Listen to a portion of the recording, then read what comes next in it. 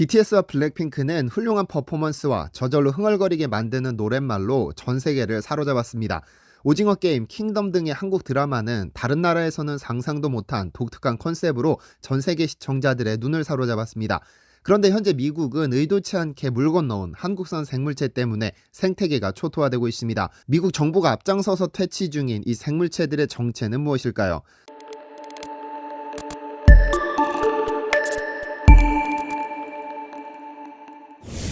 안녕하세요, 디스멘터리입니다. 한류라는 것이 한국 고유의 것들이 세계 시장을 장악하는 것이라고 정의한다면, 긍정적인 한류가 있다면 그다지 반겨지지 않는 한류도 있습니다. 현재 미국은 긍정적인 한류와 부정적인 한류가 공존하고 있는데요. 요 몇 년 새 한류의 대명사라고 하면 방탄소년단이 가장 먼저 떠오릅니다. 2020년 한 해에만 빌보드 싱글 차트에서 3번이나 정상에 올랐습니다. 빌보드나 그래미, 롤링스톤 등 미국 대중음악 매체에서 이들의 동정을 전하거나 인기를 분석하는 기사를 찾는 건 식은 죽 먹기죠. 후보로 지명되는 것만으로도 그 인기를 가늠할 수 있다는 그래미상 후보까지 1960년대 영국 가수들이 미국 시장을 장악한 브리티시 인베이전이 이제는 코리안 인베이전이라고 부르는 것도 그리 과한 표현은 아닙니다. 그런데 현재 미국의 대중음악 생태계에서 진행 중인 코리안 인베이전이 미국의 자연 생태계에서도 진행되고 있는데 그 반응이 사뭇 다릅니다. 환희와 열광으로 한국 출신의 가수들을 반기는 대중음악계와는 달리 미국 자연 생태계에서 한국 출신의 낯선 동물들은 미국인들의 경악을 불러왔습니다. 일반인들의 경악을 넘어 미국 연방정부는 상금을 걸고 퇴치를 목표로 세웠을 만큼 미국의 생태계를 위협하는 동식물은 어떤 것들이 있을까요? 지난 12월 미국의 가장 번화한 도시 뉴욕의 한 공원에 등장한 한 생물체는 미국인들의 경악을 불러왔습니다. 한 남성이 아무도 모르게 공원의 호수에 풀어놓길래 가만히 들여다보니 이 생물체의 모양이 끔찍합니다. 뱀처럼 기다란 몸뚱아리를 한 생물체들이 꾸물거리고 있어 뱀을 풀어놓는 줄 알았는데, 나중에 알려진 사실에 따르면 이 생물체들의 정체는 바로 드렁어리였습니다. 한국에서는 웅어 또는 논장어라고도 불리는데요. 드렁어리는 주로 논두렁에 서식하는 토종 민물고기로 그 모양이 마치 뱀장어처럼 생겼는데 최대 70cm까지도 자라는 물고기입니다. 논에서 서식하는 드렁어리는 옛날 논둑을 무너뜨리는 천덕꾸러기로 취급되다가 도시화와 농약 살포로 그 개체수가 급격히 감소했는데 지금은 보호종으로 대접받고 있습니다. 작은 물고기와 개구리 등 눈에 보이는 모든 것들을 잡아먹는 왕성한 식성으로 유명하지만 무엇보다 자연적으로 성전환을 하는 물고기로도 잘 알려져 있습니다. 알에서 부화할 때는 전부 암컷으로 태어났다가 일정 크기가 넘어서면서 생식기가 생기면서 전부 수컷으로 자연 성전환을 하는 독특한 습성을 가졌는데요. 영어로 아시아 늪장어라고 불리는 이 어류는 뱀장어와 그 모양색을 흡사하지만 뱀장어와는 아무런 접점도 없습니다. 그런데 언제 어떻게 미국을 침투했는지 몰라도 이 드렁어리가 발견된 주만 무려 8개인데 미국에서는 아주 골칫덩어리가 됐습니다. 이 어류는 불해가 폐를 대신해 불해로 숨을 쉬는 것이 가능한 폐어인 관계로 약간의 수분만 공급되면 먹이와 물이 없이도 무려 3개월이나 생존이 가능합니다. 뿐만 아니라 야행성인 관계로 낮에는 진흙 속에 살다 밤에 나와서 활동하다 보니 찾는 것도 쉽지 않고 수질을 가리지 않고 생존력을 보존하죠. 그리고 무엇보다 생존의 위협을 받으면 스스로 성전환을 하기 때문에 번식력은 그 어느 종과도 비교할 수 없을 정도라고 하는데요. 현재 한국에서는 어쩌다 한국 생태계로 침투한 베스와 블루길 때문에 토종 민물고기 씨가 마르는 중인데, 드렁어리는 미국에서 같은 취급을 받습니다. 무한정의 식욕을 가진 드렁어리는 미국에서 물고기, 개구리, 새우, 벌레 등 눈에 보이는 모든 것들을 닥치는 대로 잡아먹는 데다 악어를 제외하고는 천적도 없습니다. 하버드 연구팀에 따르면 이 드렁어리는 물과 먹이 없이 수건에 쌓인 상태로 무려 7개월을 생존했다는 기록도 있어 그 퇴치가 쉽지 않습니다. 여기에 찬물, 더운 물 가리지 않고 심지어는 바닷물에서도 잘 견뎌낸다고 하죠. 혹 가뭄이 들어도 주둥이에 뚫린 구멍 2개로 호흡이 가능하죠. 그런데 문제는 번식력입니다. 한 번에 1000개 이상의 알을 낳는데 주변에 이성이 없을 때는 스스로 성을 바꿔 번식하기 때문에 이를 쫓아낼 방법이 없는데요. 혹 서식지에 약물을 풀어 퇴치하려 해도 수면 위로 주둥이를 내밀고 호흡하기 때문에 아무런 효과도 볼 수 없다고 합니다. 1994년 플로리다의 한 늪지에서 발견된 이후 급속히 퍼지기 시작했는데 미국 생태계의 보석이라 불리는 에버글레이즈 국립공원에서도 심심찮게 목격된다고 하니 미국 정부의 고민이 깊어질 수밖에 없습니다. 그런데 이 드렁어리 때문에 미국 정부가 받는 스트레스는 가벼운 수준입니다. 더 큰 생태계 파괴자가 존재하기 때문이죠. 한때 한국에서는 식용으로 수입했다 식용으로 사용되지 못하면서 국내 생태계를 파괴시키는 무서운 동물이 있었습니다. 바로 황소개구리인데요. 식용으로 사용되지 못한 황소개구리는 그대로 자연으로 버려졌습니다만 천적이 없어 무소불위의 권력을 휘두르며 한국 생태계를 마구잡이로 장악했습니다. 그런데 이 황소개구리의 유일한 천적이 있었죠. 가물치인데요. 한국에서는 황소개구리나 베스, 블루길 등을 모조리 먹어치운 이 가물치가 미국에서는 정부 차원에서 이 가물치 퇴치 운동을 벌일 정도로 끔찍한 존재가 됐습니다. 영어명 스네이크 헤드로 불리는 이 가물치가 미국에서 관심을 받기 시작한 건 2015년입니다. 미국 워싱턴 포스트는 미국 생태계를 위협하는 12종의 외래종을 소개하면서 그중 가물치를 가장 위협적인 존재로 꼽았습니다. 정치적으로 공화당과 민주당으로 확연히 구분되는 워싱턴, 메릴랜드, 버지니아는 최근 몇 년간 유례없는 협력 관계에 놓였습니다. 가물치 퇴치를 위해 사실상의 전쟁을 선포하면서 머리를 맞댄 것인데요.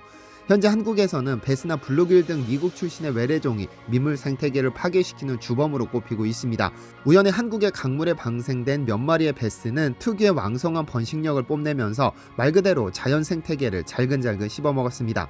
그런데 이 베스가 미국에서는 토중어류에 속하는데 가물치가 미국에서 베스의 씨를 말리고 있는 겁니다.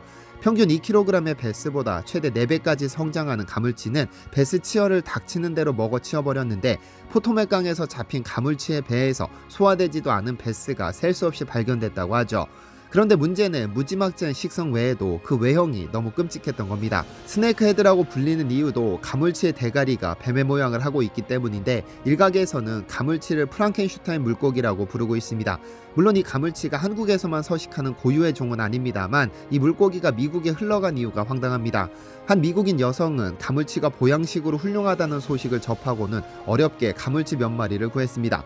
그런데 갑작스럽게 건강을 회복한 그녀는 처치곤란의 가물치를 강에 방생해버렸는데 이때부터 가물치가 폭발적인 번식을 시작합니다. 10년 뒤 가물치는 플로리다, 뉴욕, 버지니아, 캘리포니아, 매사추세츠, 메릴랜드 등 미국 주요 지역에 등장하기 시작했고 특히 미국 정치의 중심지 워싱턴에서는 1km당 개체수가 무려 500마리를 넘어섰다고 하죠. 악어 외에 별다른 천적이 없는 가물치는 아주 편안한 상태로 개체수를 늘려간 겁니다. 결국 주정부는 개체수 조절을 위해 로테논이라는 살충제를 강에 살포하는 초강수를 두었으나 개체수 조절에는 실패하고 말았는데요. 그래서 새롭게 도입한 방법이 낚시꾼을 활용하는 것입니다. 한국에서 낚시꾼들이 거대한 베스를 잡아 올리면서 낚시의 묘미를 즐기듯이 묘미를 즐기는 낚시꾼들에게 가물치를 맡긴 것인데요. 그렇게 2004년부터 미국에서는 프로 낚시꾼들에게 가장 큰 가물치를 잡으면 우승 상금을 제공하는 가물치 낚시 대회를 개최하기 시작했고 포토맥강에서는 무려 1m에 가까운 크기의 가물치가 잡히기도 했습니다. 원래 미국에서는 낚시를 하려면 낚시 허가증을 발급받아야 하고 일정량 이상의 물고기는 잡지 못하도록 규제하고 있지만 가물치는 이 모든 것에 예외로 적용됩니다. 낚시 허가증이 없이도 일정량 이상을 잡아도 처벌하지 않는 건데요. 버지니아의 경우 포획하는 즉시 사살하지 않으면 3급 경범죄로 처벌되고 조지아주에서는 무조건 냉동 보관을 의무화했습니다. 가히 천조국 미국에서 이 가물치가 얼마나 두려운 존재인지 주정부의 정책에 고스란히 드러나 있죠. 가물치가 이렇게 미국에서 천덕꾸러기가 된 이유는 가물치의 번식 방법이 일반적이지 않기 때문입니다.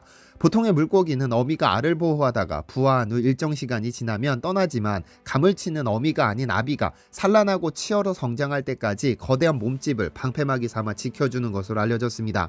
거대한 가물치가 보호하는 알 또는 치어를 먹어치우려는 천적이 없다 보니 거의 대부분의 산란어가 성어로 성장하는 환경이 조성되는 겁니다. 지난 2020년 5월 내셔널 지오그래픽에는 킬러 말벌이 미국을 점령했다는 기사가 게재됩니다. 기사에 따르면 2019년 말 워싱턴에서는 이제껏 미국에서 발견된 적 없는 특이한 벌 한 마리가 등장했습니다. 워싱턴에서 양봉농장을 운영하는 양봉업자는 자신이 키우던 꿀벌 6만 마리가 전부 사체로 발견된 것이죠. 현장은 참혹했습니다. 죽은 꿀벌들의 머리가 하나같이 전부 잘려나갔으니까요. 그리고 농장 주위에서 발견된 벌 한 마리, 바로 장수말벌이었습니다. 이 장수말벌은 한국의 토종 말벌로 전 세계에서 가장 몸집이 큰 것으로 알려져 있는데 덩치가 무려 4cm를 넘습니다. 장수말벌이 위험한 이유 중 하나는 공격성입니다. 이 벌은 머리가 크고 뺨이 굉장히 발달했는데 여기에서 턱힘이 생깁니다. 꿀벌을 사냥할 때 이빨로 목이나 허리 등 가장 연약한 부분을 잘라버리는데 일초에 몇 마리씩 사냥하기 때문에 3만 마리를 30분 안에 전부 몰살시킬 수 있다고 하죠. 그런데 미국 전역이 바짝 긴장할 수밖에 없는 이유가 또 있습니다. 그 독성인데요. 장수말벌은 그 독성이 너무 강력한 관계로 인간이나 곰 등의 천적에게는 방어용으로 사용하는데 자칫 한 발이라도 쏘이면 그대로 사망에 이를 수 있을 만큼 치명적인데요. 워싱턴에서 발견된 장수말벌은 캐나다에서도 발견됐는데 이 때문에 북미 대륙 전체가 비상사태에 빠졌습니다. 만약 수년 내로 퇴치하지 않으면 북미 대륙이 초토화될 수밖에 없는데요. 궁금한 점은 이 한국 토종 말벌이 어떻게 미국까지 건너갔느냐는 것입니다. 유입 경로에 대해서는 정확히 알려진 바는 없지만 미국으로 건너간 선박에 따라갔다는 것이 가장 설득력이 있습니다. 하루 수백 수천 대의 선박이 전 세계를 돌아다니는 만큼 우연히 컨테이너에 들어간 말벌이 미국에 도착해 생태계로 유입되는 것이죠. 더구나 일부 지역은 한국과 기후가 비슷한 덕분에 기후변화에 따른 적응 기간도 없이 즉시 번식을 시작했을 겁니다. 천적이 등장하기까지 새로운 종의 유입은 어마어마한 생존성과 번식력으로 이어지기 때문에 미국의 생태계에 상당한 혼란을 불러올 수밖에 없는데요. 이에 미국 정부가 말벌 퇴치를 위해 한국과 머리를 맞대고 전략을 논의하고 있습니다. 결국 이들이 퇴치되지 않으면 한국에서 베스와 블루길이 그러했던 것처럼 미국 생태계로 자연스럽게 편입될 것입니다. 생태계로 편입되면서 새로운 천적도 등장할 것이고 적당한 개체수가 조절될 것입니다. 이러한 것들도 한류라고 봐야 하는 걸까요? 시청해주셔서 감사합니다.